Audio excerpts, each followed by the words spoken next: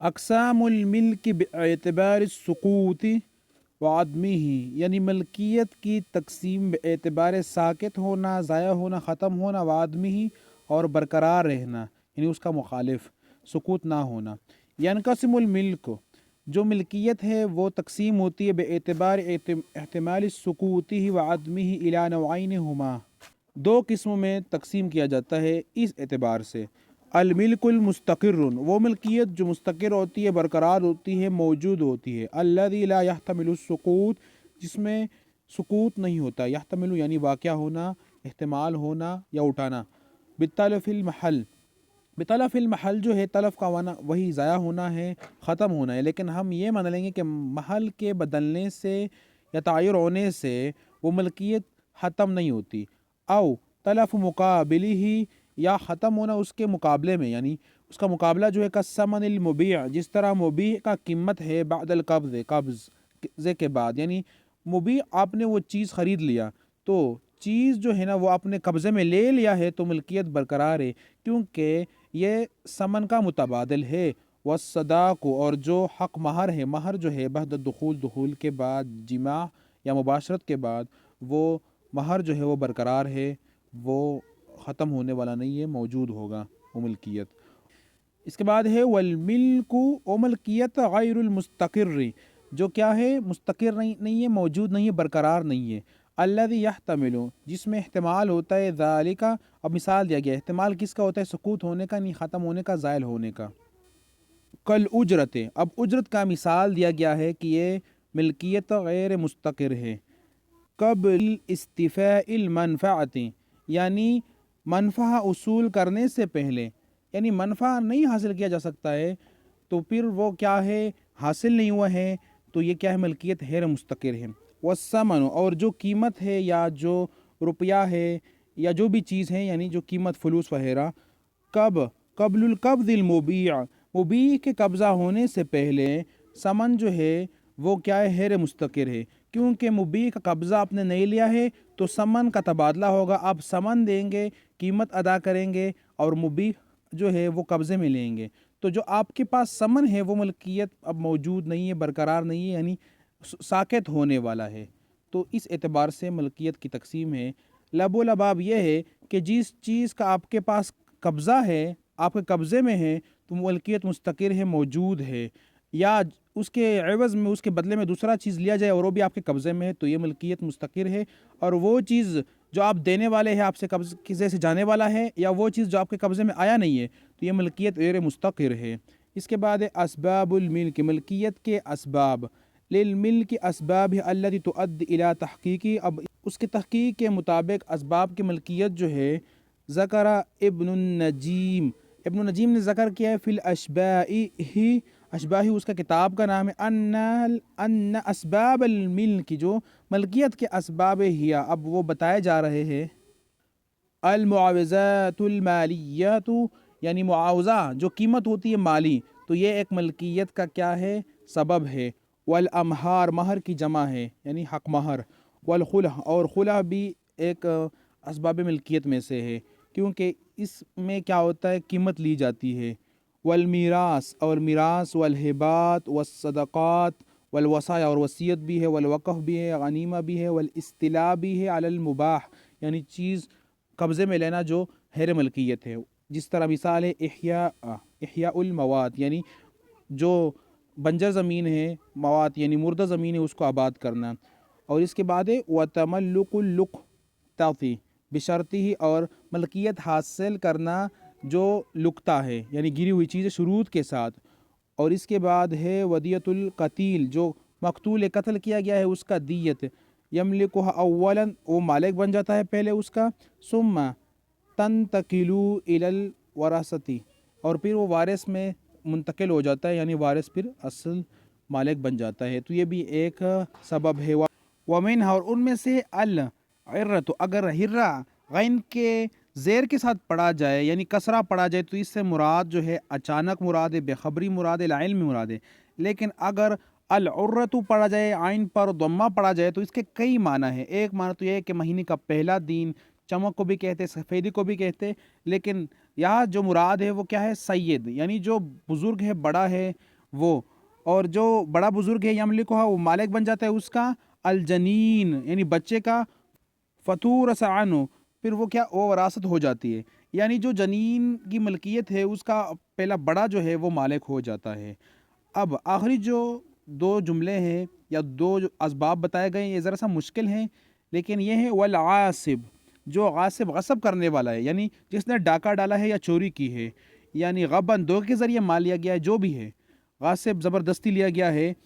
لینے والا جو ہے، اذا فعل جب وہ فعل کرے گا، بالمغصوب یعنی مغصوب جو چیز لیا گیا ہے، یعنی ڈاکہ کے ذریعے حاصل کیا گیا ہے، چوری کے ذریعے، شیئن یعنی وہ چیز، ازال بھی اور ختم ہو جائے اس سے، اسمہ اس کا اسم، وعظم منافیہ ملہی اور جو شکل صورت ہے اس کے منفع ملکیت کی، یعنی اس سارا ہی تغیر ہو جائے، چینج ہو جائے، یعنی مثال کے طور پر کسی نے اینٹ چرائے ہے،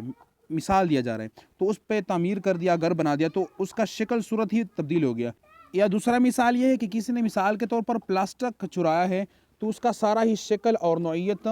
چینج کر دیا، تو پھر یہ جو ہے وہ ملکیت سبب تو بن گیا، لیکن وہ اب اس کو دوسرا مال دے گا متبادل، یا اس کا قیمت ادا کرے گا، اور جو تعیر و چیز ہے وہ عاصب کا رہے گا، اس کی ملکیت ہو جائے گا، لیکن یہ جو سبب ہے یہ حرام ہے، یعنی جائز نہیں ہے۔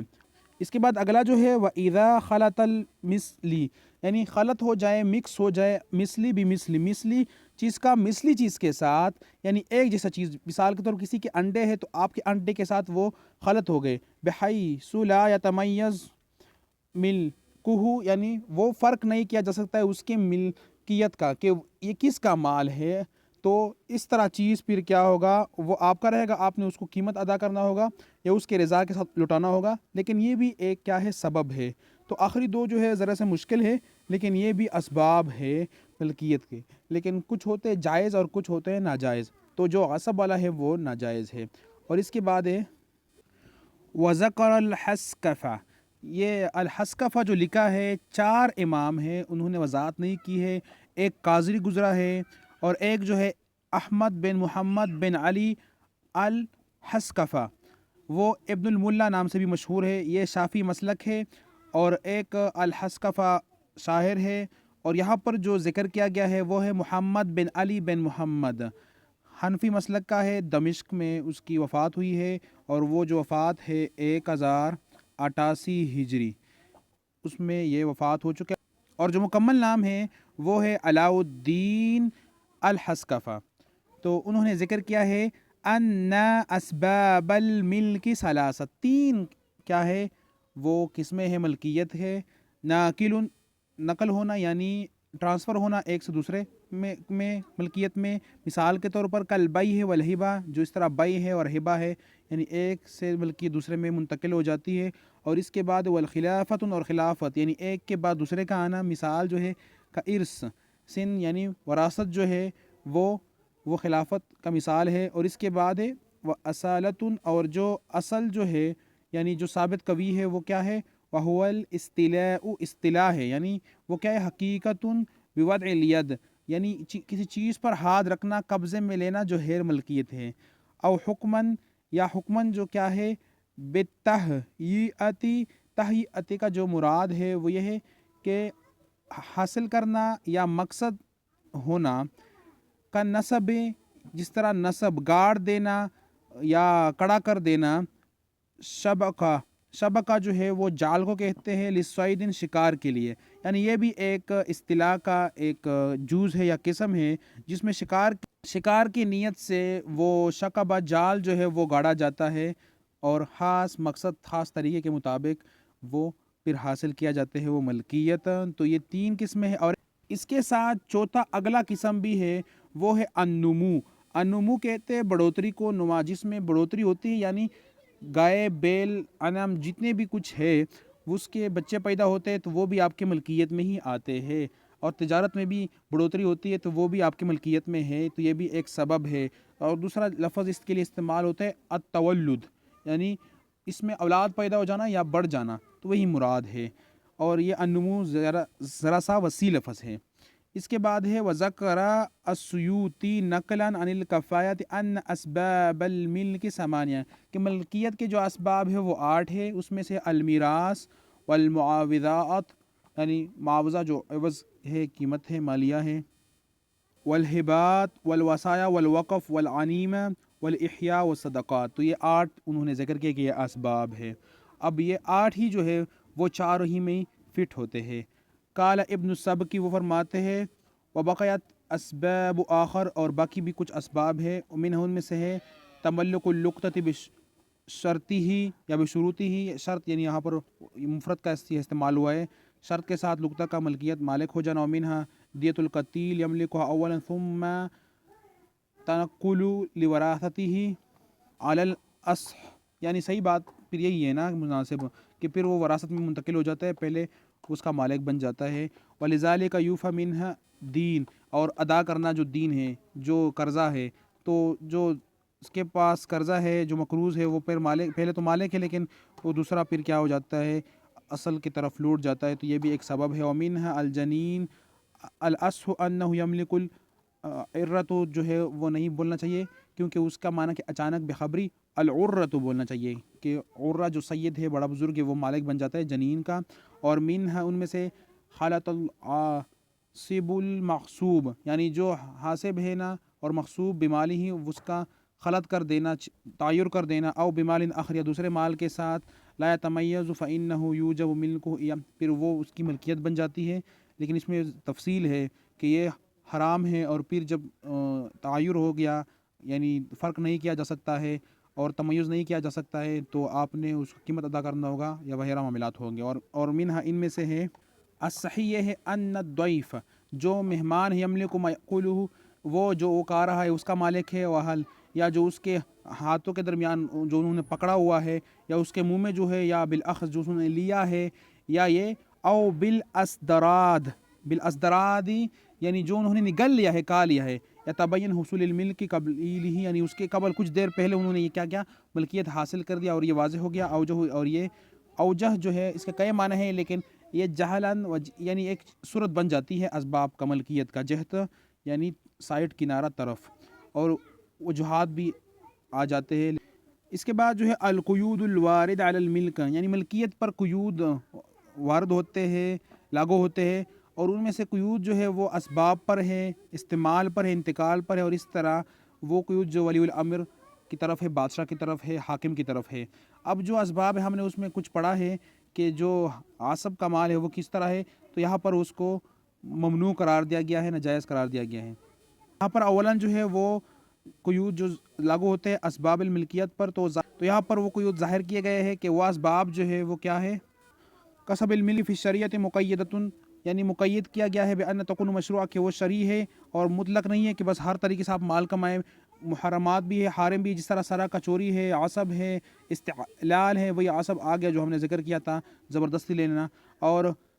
او قمار جو ہے وہ میسر نیارون یعنی جوا، تو وہ مراد ہے، وہ حرام ہے، اور ربا، سود بھی حرام ہے، اور اس طرح اور بھی کچھ چیزیں جس کو حرام کر دیا گیا ہے، اور کہا گیا ہے کہ حلال مال تو یہ مال استعمال کرو، اور خبائث اور باطل طریقے سے مال کا جو ذریعہ ہے اس سے دور رہو۔ تو یہاں پر اسباب کے بارے میں ذکر کیا گیا، اور بھی مختلف تفصیل ہے جو ہمارے سلیبس میں نہیں ہے، بس یہاں تک کافی ہے۔ اس کے بعد ہم اس طرح انشاءاللہ پڑھیں گے الاصطلاح۔